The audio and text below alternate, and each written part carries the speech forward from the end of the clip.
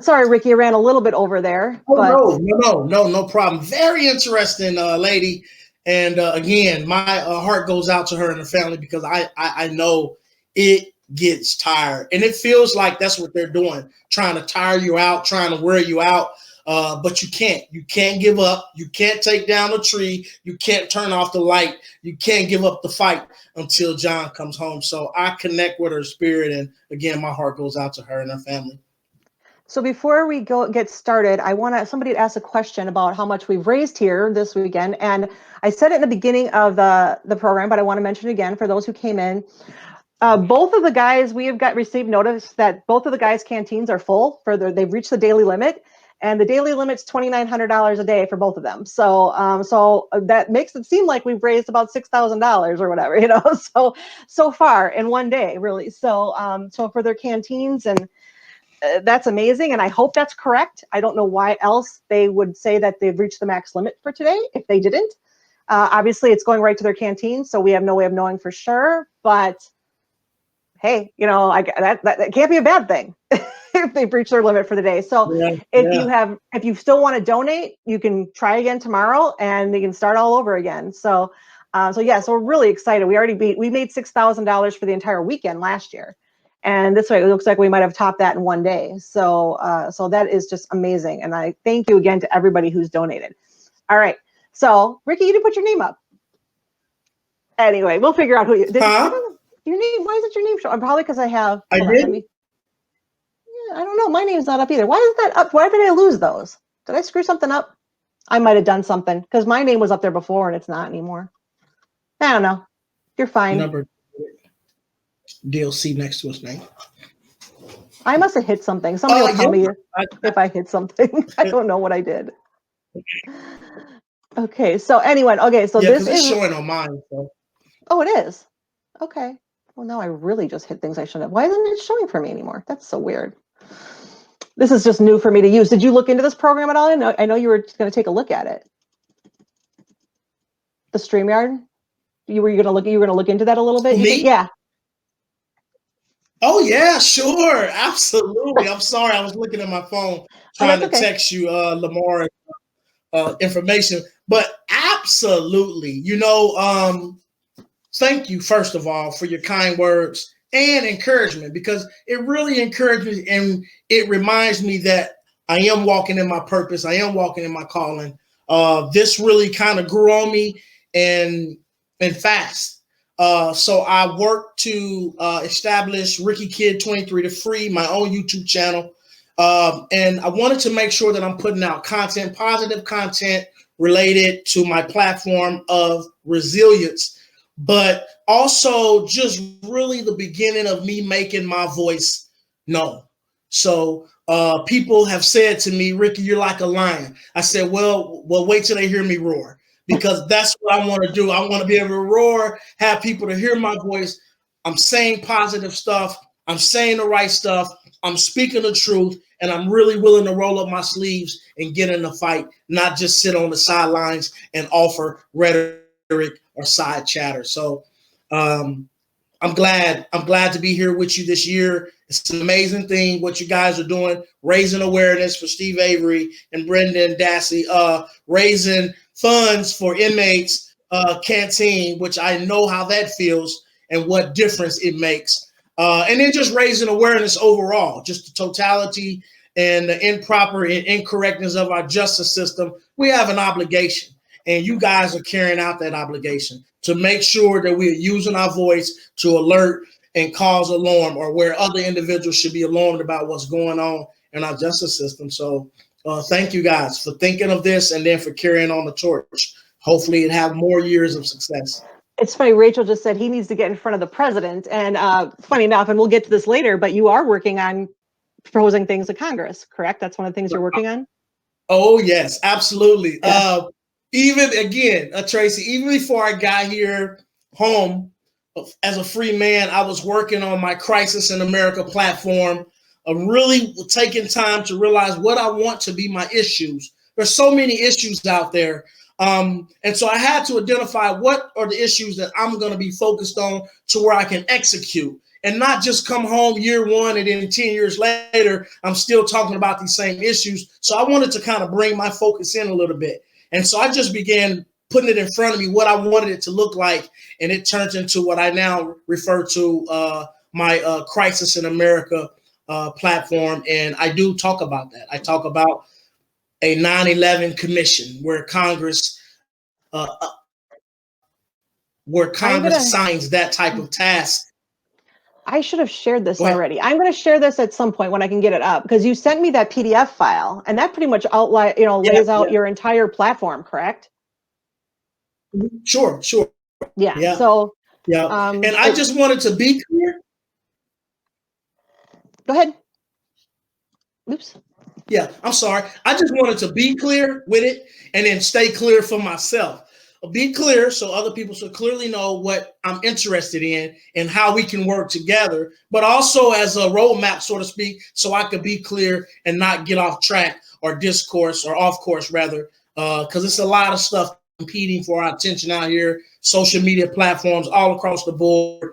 A lot of people wanting to borrow your ear or to borrow your voice over here. And I really wanted to create that platform that you talk about so I can stay focused and maybe 2 years, 5 years, even if it takes 10 years, really see some type of tangible change.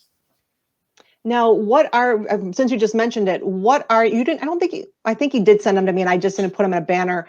What names do you go by on social media? I know that it's the same across all social media, right? It is Ricky Kid Freed. It is Ricky Kid IAR on Facebook. It is also Ricky. You can go to resilienceMode.com, and that really takes you. I'm really excited about just saying that, because there, especially about me being new and fresh. Go to resilienceMode.com, and we had a real good team. Rather an individual who put that website together like that. And from there, you're able to go to all my socials, all my news media clippings, my platform, exactly what it is I'm trying to do. I don't think we left a stone unturned over there. So okay. And I have that up.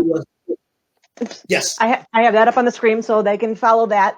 So we kind of just went like backwards. We went from the end to the where I wanted to be at the end, but let's go back to the beginning. So what exactly was the crime that you were convicted of? What happened, and how did you become a suspect, and what led to you getting convicted? Okay, so I live in Kansas City, Missouri. At that time, I was 21 years old, a double homicide. I was in the streets selling drugs. Probably shouldn't have been doing that, but far from being a murder of any kind. A double homicide occurred in the 7100 block of Monroe and the south side of Kansas City.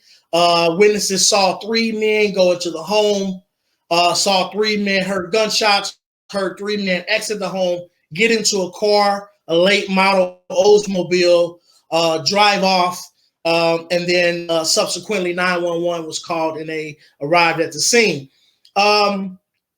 It resulted in 2 men being 2 men losing their life and a little girl being left alive. One of the victims' 4-year-old daughter was in the home at the time, and the individuals had left her alive. So she was the one who actually called 911, and 911 showed up. Of course, she was there.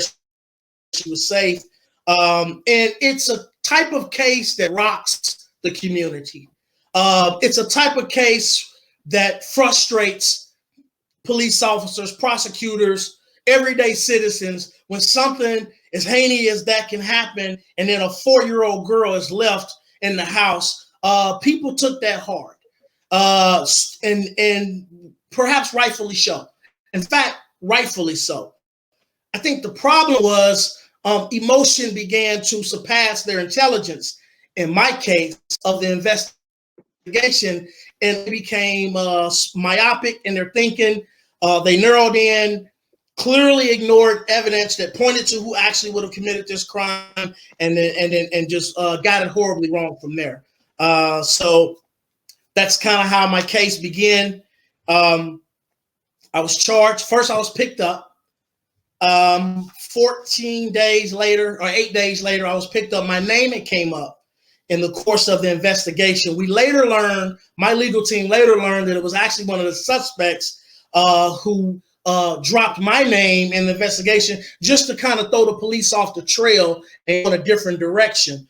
The problem when they did that is when the police ran their names, because somebody must have dropped their names, and then my name from which they dropped, we was known associates a few years back.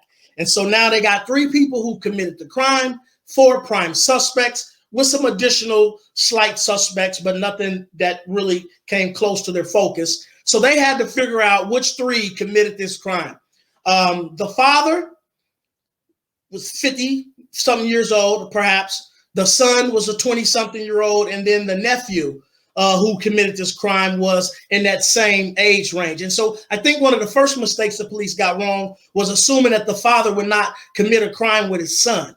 And so they kind of excluded him and then put me in his place because we're all in the same age bracket. Now, they have not testified as such, but if you follow my case, you can kind of see, at least in my eyes, studying it for over 20 years, what direction was they trying to go in and how did they get this horribly wrong. So that's what happened in my case. I was picked up as a suspect. I cooperated.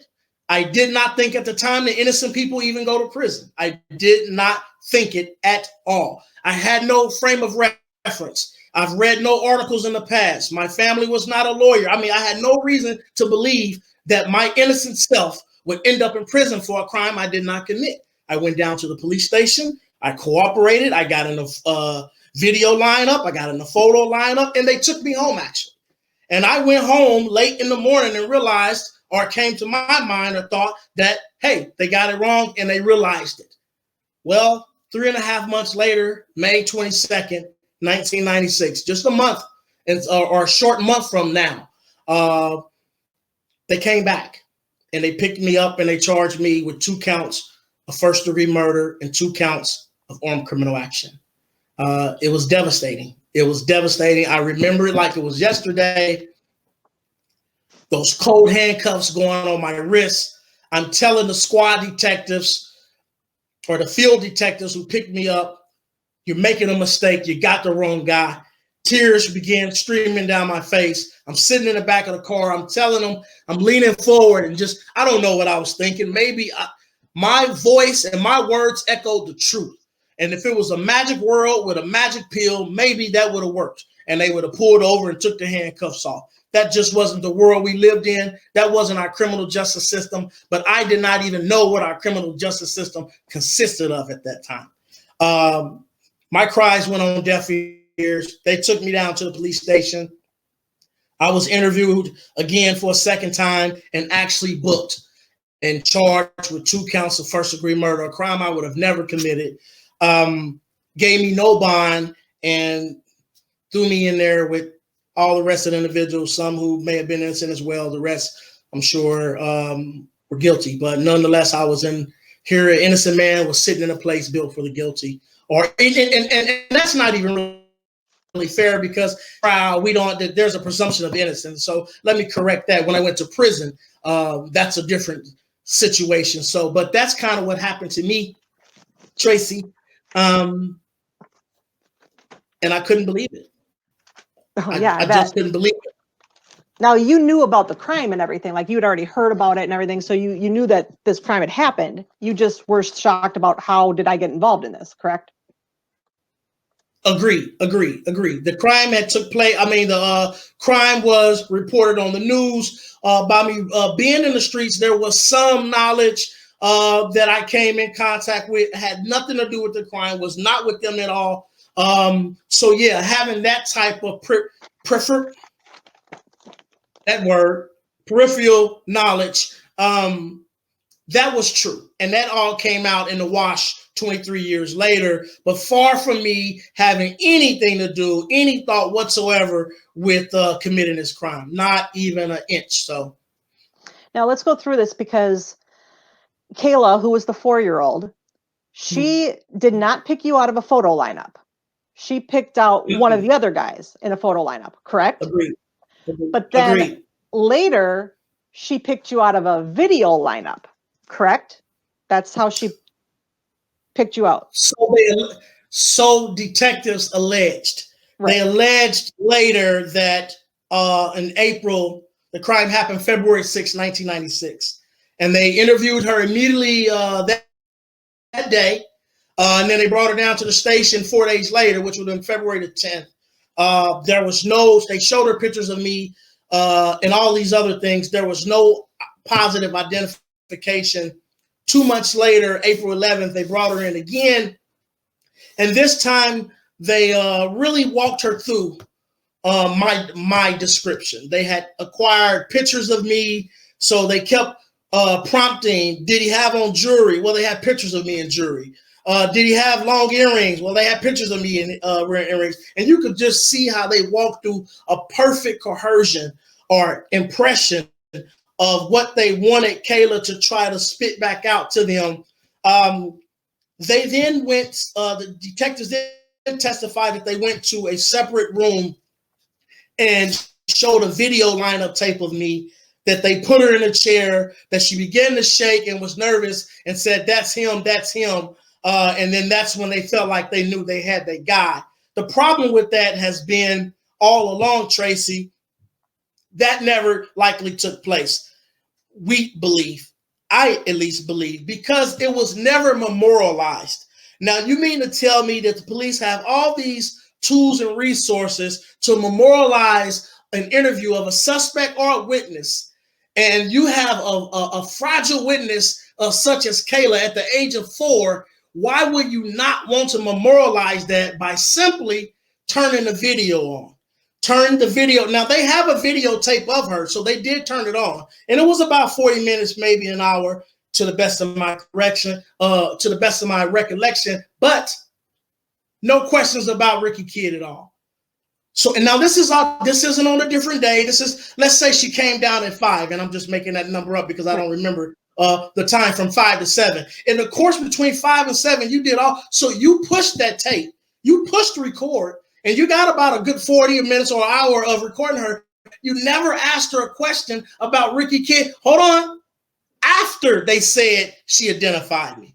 So you took her in a room. She supposedly identified me. You take her in another room after that fact. Great. She identified her or identified them. Let's memorialize that if it is so true. We don't believe that is true. I don't believe that the judge who ultimately set aside my conviction, I don't think he believed that as well when all the evidence came out as far as how the police bungled this case. Well, and then when the trial happened, she didn't recognize you. She didn't pick you up in the courtroom. Agreed. Even more evidence, in my strong opinion. So it's trial time, as you just said, Tracy, and they're asking her to look outside the courtroom and see if you see the man who was in your house and killed your father. And she looks across and she is not able to identify me. So they say, Your Honor, can we show her the photo spread? So they showed her the photo spread. And then she picked out the other suspects, one of the other suspects, Mr. Murrow, who was in position number 3. I was in position number 5. So she picked him out. And they was like, now what about the other guy?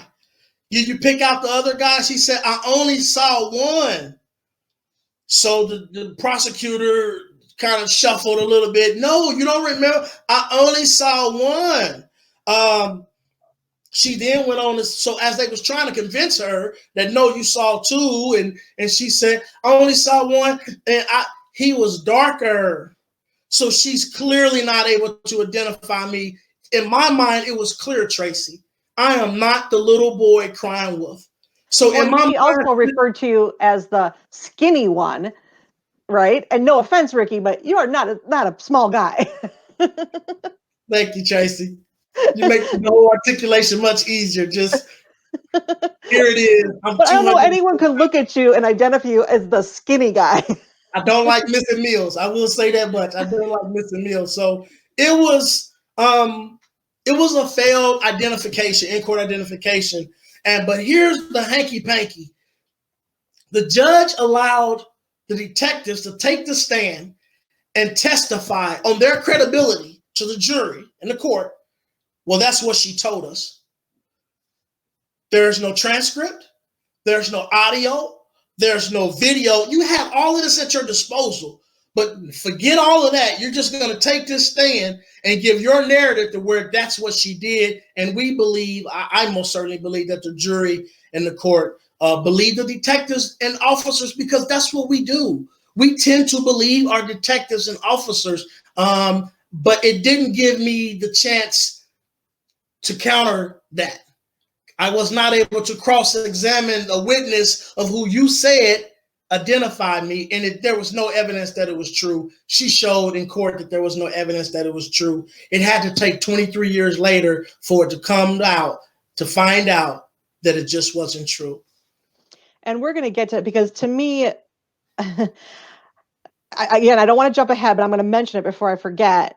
To me, if there was ever a person that probably I can understand being really angry about what happened to you, it would be you, because of all it would have taken for you to not be wrongfully convicted. Stop this, please. Hold on 1 second. My Ring Central is ringing. I'm not even seeing where to cut it off at. Just 1 second. That's okay. Go ahead. Okay. I don't know where that come from, but I don't know. Go ahead. I'm sorry. No, I say that like ultimately why your conviction was overturned, and I don't want to quite get to the details yet, but if there's ever a person who deserved to be angry over such a stupid thing that you were convicted, because something was left out and something wasn't turned over, like yours is like a very obvious situation that if it had been given over to your defense attorneys or defense team, you never would have been convicted. I mean, it's blatantly obvious that something so simple, if that would have happened, you would not have spent 23 years in prison. Yes. And I said, I want to get to the details yet, but it's just crazy to me, because you're looking at, like I said to Doreen when she first came on, I said, there is like a playbook for how to wrongfully convict somebody. Yes. Yes. And there are so many common threads in all these cases. And for yours, like I said, it is just ridiculous that you spent 23 years in prison when something that was so obvious that could have kept you from getting convicted to begin with. Yes. Yeah. And I just wanted to mention that before I forgot, because I was like, I did take some notes, but I didn't get to take a lot of them. Now, again, there was no physical evidence tying you to this crime at all. No. This was pretty much basically on mistaken ID, right? Because there was another eyewitness that also put you there as well. That was wrong, incorrect. Now, what was his deal? So this individual, no physical evidence. Kayla's failed in-court identification. The police officers allowed in-court identification. If there was evidence if people say, Ricky, what evidence convicted you? And take the detective's testimony, erroneously submitted, we believe.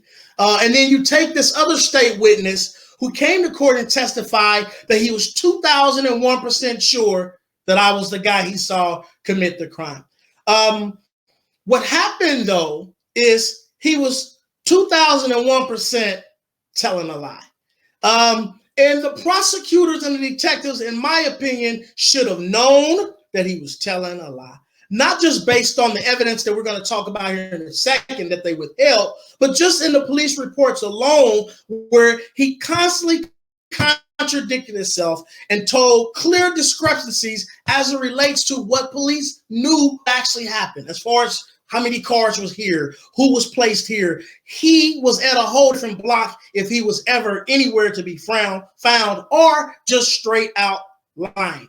I believe that from the very beginning. How would I know? Because I actually didn't commit the crime. So understand what's in the mind of a man or woman who really, really is innocent. They clearly know that this is not true. Lawyers is trying to catch up to differentiate what's true or not. Investigators are trying to find out what's true or not. Your family is trying to figure out whether they should believe you and if you're telling the truth or not. But an innocent man or woman already knows that this is false because I was not there. And so I knew something was wrong with this state witness here, Harris. And it began to come out little by little. Of course, his testimony at the time of trial was, that's my guy, or that's the guy, Ricky Kidd. Subsequently, I was convicted based on his testimony. And I always believe, since the little girl testimony fell apart, that it was really this individual, one state witness, who sent me to prison. Years later, through thorough investigation and just turning it all up and turning it all over, we discover that he actually was lying. He came to court in April of 2019 and testified that he made a mistake, but also, this is one part of the testimony, that he made a mistake. The other part of the testimony, through our ex-police commissioner, Alvin Brooks, who also came to court and testified. So Richard Harris called our ex-police commissioner, Alvin Brooks, a community leader here, after years of this crime, a few years before 2018, or maybe a year. And he says, hey, listen, this has been on my heart. Ricky Kidd didn't commit that crime. And so our police commissioner at the time says, what? Well, how do you know? He said, because I know who did do it. He said, well, why didn't you say who did do it? He said, because I was scared that they was going to retaliate against me. And so they just went ahead and knowingly sent the wrong person to prison. Our police commissioner, Alvin Brooks, at the time had asked, well, have you talked to his lawyer? That's something that you need to come forward with. Arrangements was made where he was put in contact with my legal team, and he came all the way clean and told the truth. In court, of course, he did the same thing and told the truth. And it was really like a scene from a movie for me, because he's sitting there, I'm sitting here, and I always knew that I was telling the truth, and I always knew that you was holding a lie, and he admitted under oath that he was telling that lie. It broke him down. It broke me down. He looked to me. He apologized. I'm a Christian man myself. I like walking what I like to believe under an open heaven. So I offered forgiveness instantly. Just the fact that you was willing to tell the truth. And this day, if no other day, it was this day that people finally heard from the person who sent me to prison that he was actually not being truthful. And so that apology went a long way for me. But that's kind of what happened with this witness here.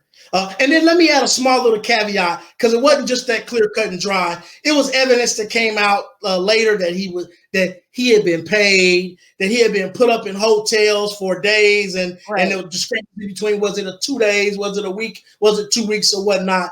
So there was some hanky panky going on here. Some of that came out, but it looked like he tried to cover up some of that at the same time. I guess he didn't want all the dirt to come out all at once, but that's essentially what happened in my case, and as it particularly relates to this witness here. Now, you were tried with Marcus Merrill. You were both tried together, correct? Yes. Yes. Okay, because one thing, I know his attorney did a lot of things, but a big thing was that his attorney lied during the trial and said that your fingerprints were found in the getaway car, and your lawyer didn't object. Yes. Yes. What? Yeah. Yeah, crazy. Imagine that. What world do we live in? Well, first of all, the Missouri public defender system is ranked number 49 as one of our worst public defender systems in the country. So here it is, this lawyer who don't have adequate time and resources. She probably should have about 30 cases. She probably have about 80 to 130 cases. She's not even paying attention to that. She probably didn't realize, was it really his print or was it not, because she hadn't thoroughly went through my case at all. So back up just a little bit and then move forward to your point. But so she may have seen me maybe 4 hours, maybe 6 if I stretch it, in almost a year. She would come a few times and maybe 30 minutes here. If I stretch it, maybe an hour. So if I stretch it to an hour and she came and seen me 6 times in 11 months, that's 6 hours. No way you can properly defend the case. Yes way you're going to be able to, or you're not going to be able to know what the case actually consisted of.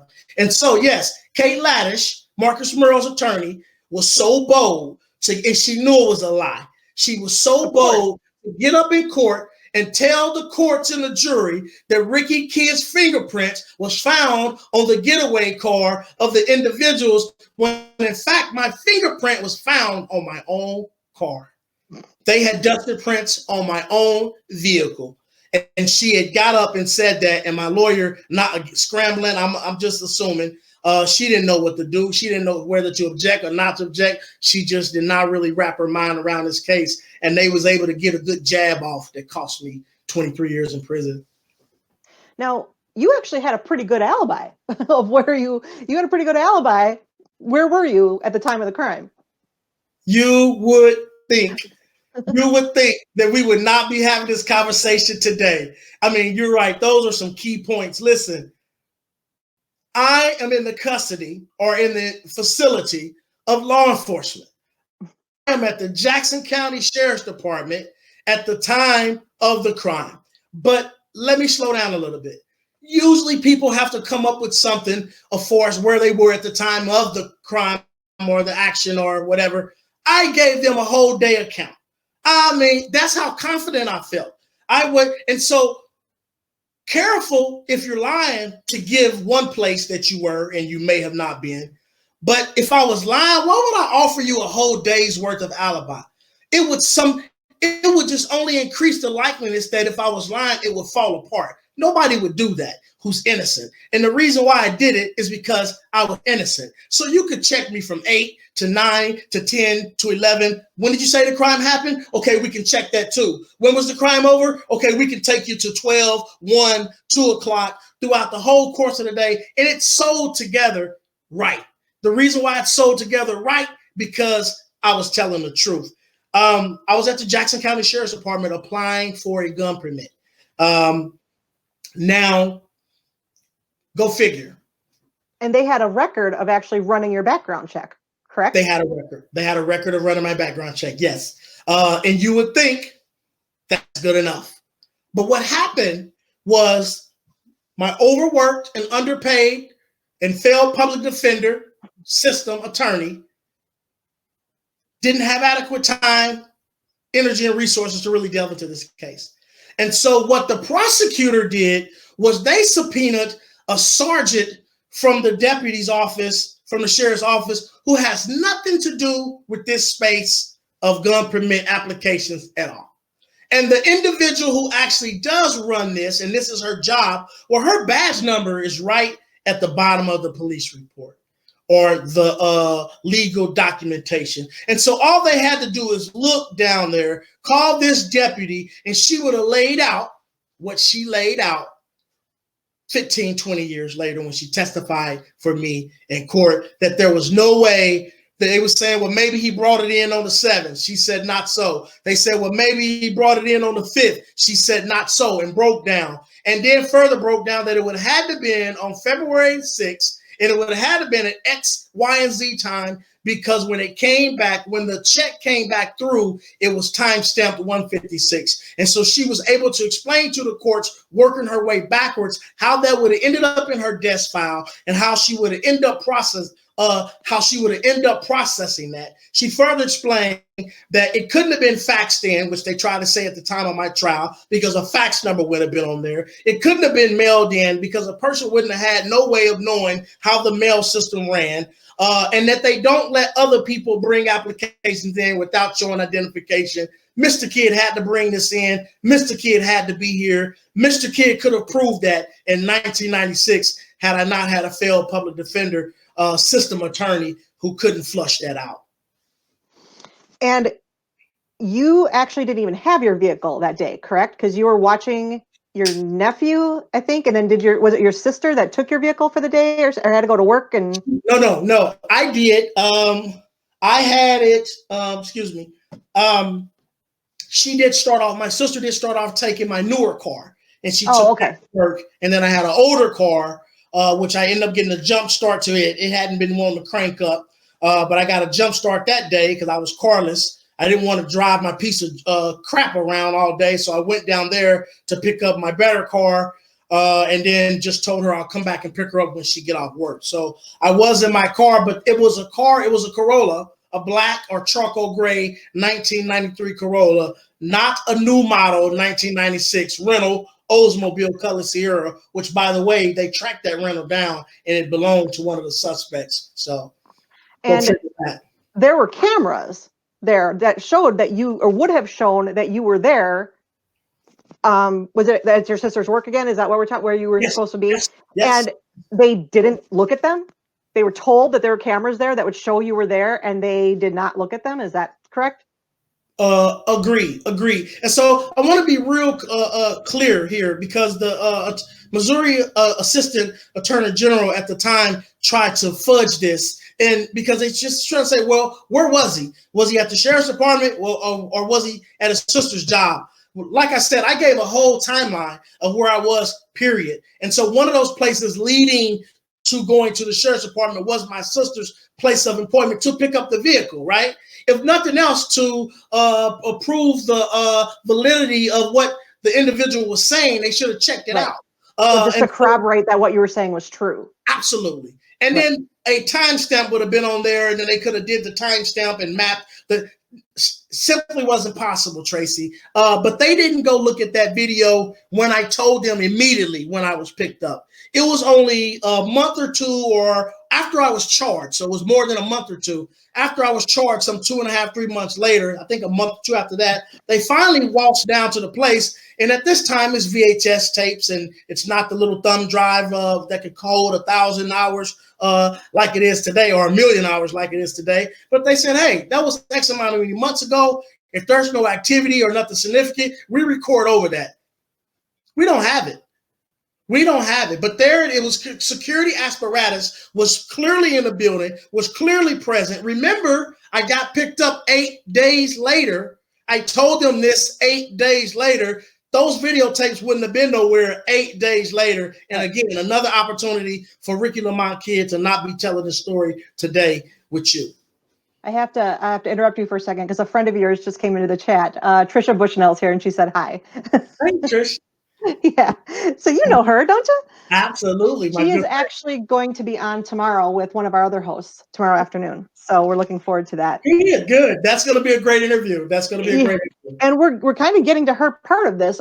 First, though, I want to talk about, okay, is this correct? Again, I have to ask, because I'm limited on what information I was able to get. In 2003 is when you filed your federal petition for a writ of habeas corpus. Yeah, 2003, 2005. I get a little fuzzy there myself, but yes. Okay, because then it said hearings were held in 2009. What the heck took so long to have a hearing? That's the process. I know it takes a while, but that's a really long time. Yes, it is a very long time. The system is really backed up with cases of wrongful conviction. We believe those numbers, that about 5%, 2 to 5% of the U.S. prison population is a result of a wrongful conviction. That means 2 to 5 out of every 100 individuals that go inside our penal system is likely to be innocent. And so to try to unearth that and dig that up, there's a long backlog with innocence projects all across the country, particularly with the Midwest Innocence Project as well. And so we get, because I actually work with them as well, I suppose I can say we, because we're in this together, if nothing else, but we get cases, hundreds and hundreds and hundreds of cases that have to be thoroughly vetted. The MIP and other organizations across the country that can't, and you may know this, and some of our audience and viewers may know this, you can't just go picking up a case willy-nilly. Meaning you can't just go picking up a case and be drinking a Kool-Aid. You really have to dig deep. And you have to start the investigation all the way over. You're going to need investigative dollars to start that investigation over. And then sometimes you have the dollars and then you have to pause and go get more dollars. Sometimes there's other cases that's running parallel with your investigation that's in the filing process. And so they have to turn their attention from working on your case to filing these active appeals and somehow get back to your case. And doing that whole process can take, as in my case, it took 4 years before we was able to get something successfully filed in court. And then that was denied, obviously. And then this is when I have where Tricia came in the Midwest Innocence Project. Now, a state habeas petition was filed.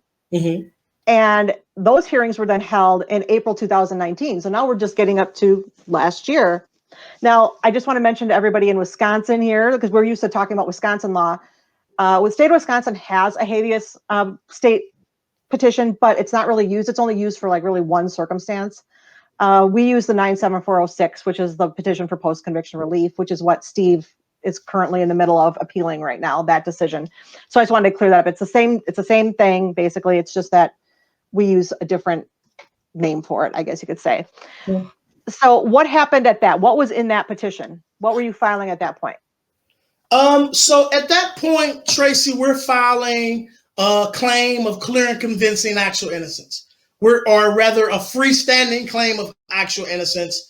We also embedded in that petition a claim of actual innocence with the show and cause prejudice component to it. And so we went both angles, saying that he's innocent, entitled to relief, either through the freestanding view, standard of review, or this alternative review that has an underlying constitutional claim connected to it. We also filed a Brady violation, and you alluded to that Right. A few minutes ago, where the prosecution it was discovered that the prosecutor Amy McGowan withheld key evidence that showed of a deposition, sworn depositions from the other two individuals who actually committed the crime. She took these depositions without inviting my lawyer, which is illegal by law. She further had the depositions taken and then did not turn them over to my lawyer, which is illegal by law. In these depositions, the discovery of who committed the crime was there, particularly when you match it and measure it up with what the police had already discovered, that these guys came in town from Atlanta together, that they alibied themselves together, that all the things that could have been considered hearsay or that wouldn't be supported in court, something that the prosecutor could have batted down, these depositions would have solidified that. She didn't want it to have a day in court, and it did not have its day in court until April 2019. It did have its day in court.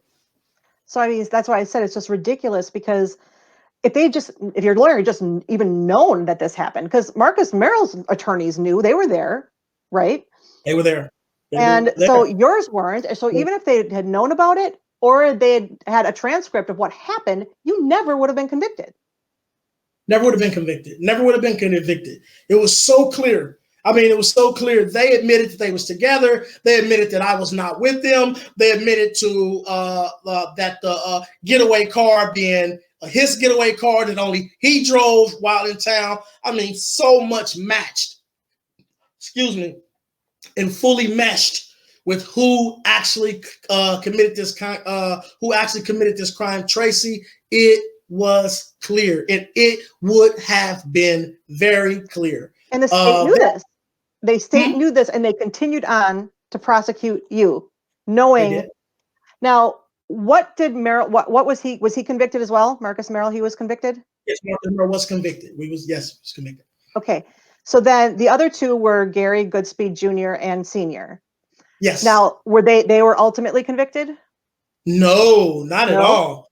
Well, I guess this was still really recent, actually. So I was going to ask: is it still open? Is it still being investigated? I don't know the answer. It may be still open, but it might as well be closed, because I don't think they have an interest in pursuing who actually committed this crime.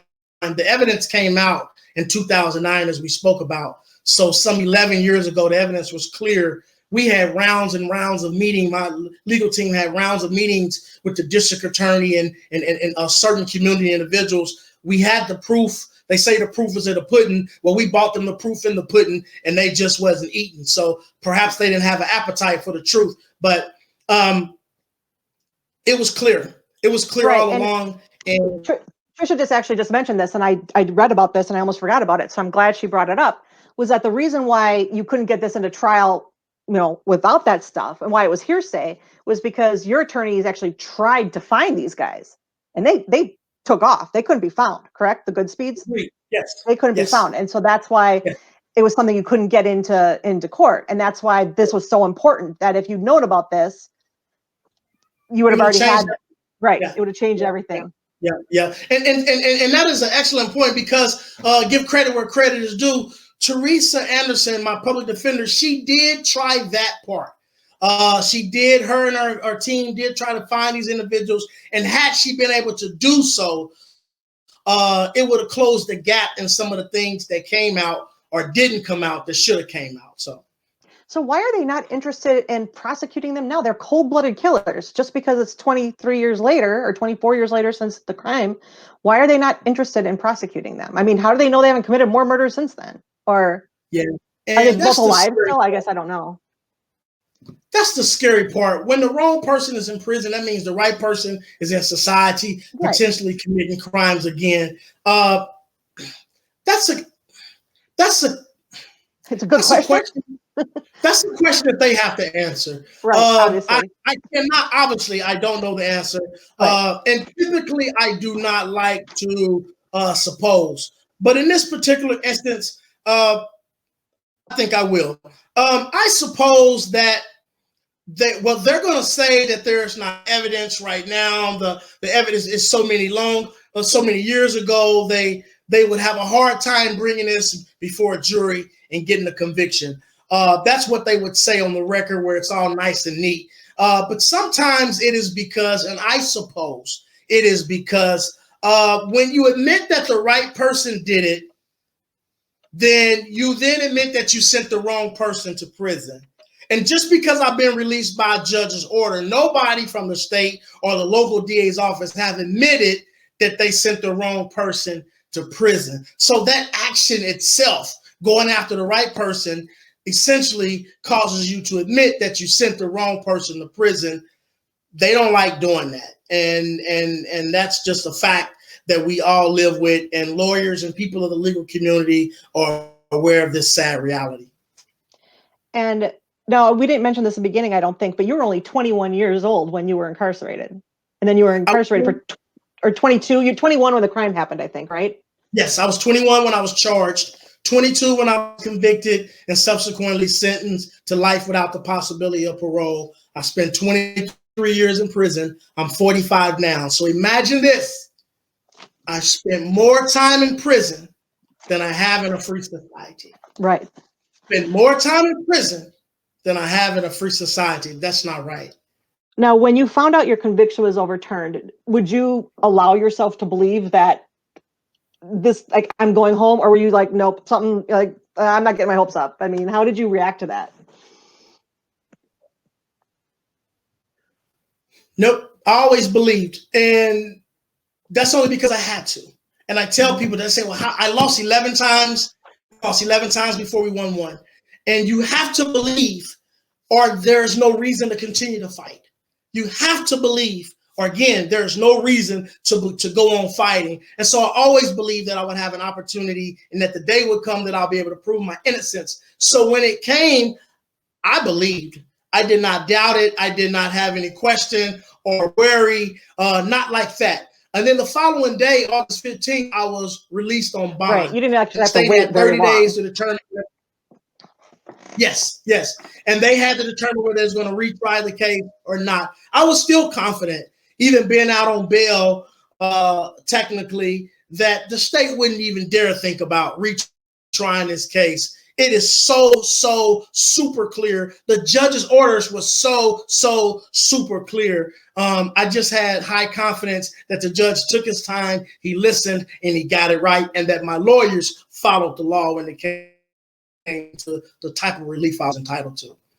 So who actually gave you that news that you were going home? Who gave you that news? They all did. I was working out, I was in the gym, in the prison gym, trying to keep my mind settled because it was going crazy. Wondering when was the orders going to come. I just wanted to know. I lost 11 times already. I feel like I'm going to win. I want to win. I think we can win. Are we going to win? So that feeling was at a height.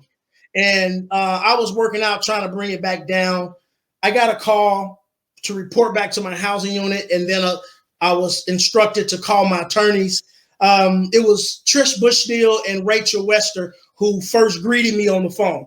And they say, hey, buddy, how's it going? Hi, Ricky. And I'm trying to gauge their tone. Is this good news? Is this bad news? And be careful, because even an uppity tone can still get you ready for the bad news that's about to come. So you couldn't really be for sure. I'm like, I'm doing good. What's going on, guys? And they wanted to wait till they get the rest of the team on the phone. And so the third person who came on the line was one of my attorneys, Cindy Dodge.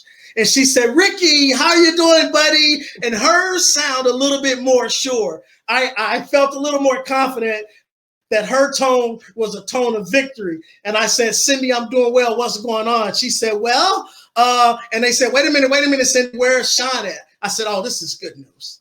This is good news. So Sean had came on the line, and I said, Sean, can somebody please tell me what's going on? And he said, well, Ricky, you know what's going on. You're a free man.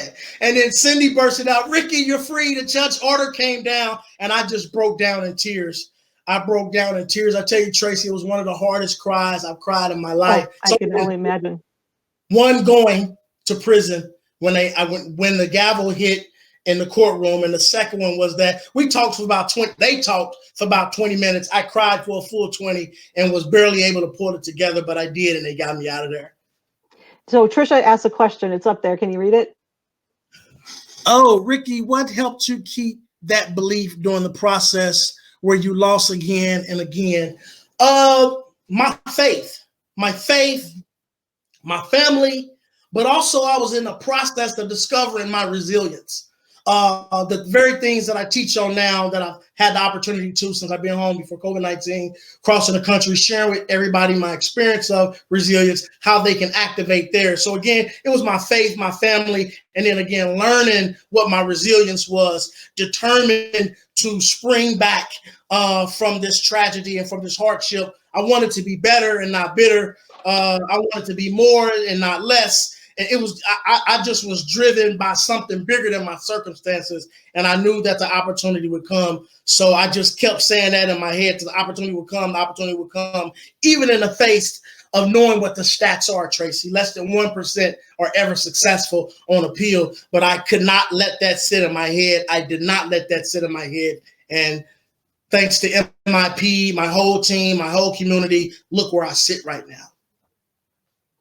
Okay, I want to go over these really quick, and we're running out of time, and I do want people to be able to ask questions, but I want to go over these really quick because this is the question that most people ask. What can we do? And this is from your PDF that you sent me. And number one, you put speak up and speak out about wrongful convictions whenever and wherever possible. And right, that's what we're doing here, right? So we're doing good with that. Number two, community citizens and leaders can start demanding that their elected prosecutors, attorney generals, and governors do a better job in identifying wrongful convictions and then immediately acting to correct them through the legitimate creation of conviction integrity units. Now, we just heard from, unfortunately, from Doreen about how that did not work out for her, that they're, yeah, that correction, you were on when she was talking about that, correct? Mm-hmm, I was. Okay, let me see. 3 was communities can demand that their state legislators act to pass bills into law that protect individuals from known fallacies during an arrest and conviction process. For example, identification procedures, interrogation procedures, witness cooperation. I don't want to read the whole thing, but that's the gist of it, correct? Yes, it is correct. And then the last one you have here is community organizations and local leaders can work together in assuring that local and regional innocence projects are receiving the financial and labor help needed to correct these injustices by way of state and federal grants, annual fundraiser events, and through soliciting private donors with disposable income. So again, that's, you know, like we said, in this case, we're raising money for the guys' canteens, but definitely, you know, people, that's how the Midwest Innocence Project and other innocence projects, that's how they're able to do the work they do is by fundraising, donators, people donating their time even. It doesn't necessarily have to be money, but donating their time. Yes. And I'm sure Tricia can talk a lot more about that tomorrow, since that is her area of expertise, obviously. Yes. So, okay, so is there anything else you want to add before we ask for questions? We only have like 2 minutes. well, no, just to close that, put a cute button on that. Context, right? And context is this for me. For your viewing and listening audience, I would not be here now if it wasn't for people like you supporting organizations like the Midwest Innocence Project, Miracle of Innocence Project. It's another Innocence Project on the Kansas side. But if it wasn't for these type of organizations existing, and then for people, ordinary people like your listeners and viewers supporting, showing up to support, the story of Ricky Kidd would have never been known, and I wouldn't be doing this interview with you today. So just real simple and powerful and bold context for you. Perfect. Okay, so real quick, are there any other questions? I've got Jason waiting in the background here, so I'll bring him on. Well, actually, I'm gonna bring him on now while I'm looking for questions, so he can come in and say hi. Yeah. Hey there. Hey, Jason. Hey, how's it going, Ricky? I'm good, my man. How are you? I'm good, man. Just another day trying to survive this nonsense going on. Yes, sir. Yeah, that's definitely certain. Good to see you again. I've been seeing you on a couple of virtual events, so that's been kind of exciting. That means that we're working. That means that we're working towards what drives us, and I'm sure I speak for you when I talk about what drives us. So, well, we got to stay ever vigilant, and justice never sleeps, right? So, agreed. Well, I think that we actually don't really have too many questions, but again, you can check out more about Ricky if you go to his website, resilience.com, and you can find him on his social medias are all on there, and you can find that. And I will upload this PDF file he gave me about his mission and his vision, and I will share the link in our Facebook group. So I'll get that out to you too. But other than that, Ricky, it was a pleasure to have you. Thank you so much for your positivity and your inspiration. Oh, and before I forget, you do have a book that's going to be coming out too, right? So we want to just at least mention for people to keep an eye out for that in the fall, hopefully. Late fall, early winter. Vivid Expressions: A Journey Inside the Mind of the Innocent is a spoken words book that's actually on Amazon right now. But Twisted Fate is the book that's actually about the case, and we're trying to bring that out late fall, early winter. So be looking out for Twisted Fate by Ricky Kidd. So will you come back on and join me when that comes out? Oh, most certainly. I will, Tracy. Okay, that sounds great. And again, you're welcome to hang out in the background again if you want to listen to Jason. Otherwise, thank you, and hopefully we can keep in touch, because I would really love to do that. And I will get you Doreen's information, and Jason knows Doreen very well. They're really good friends. So I will get you Doreen's information so that you two can get in touch if you need to. All right. Okay. Thank you for being with us. All right. Stay healthy, brother. All right. I will. Thank you.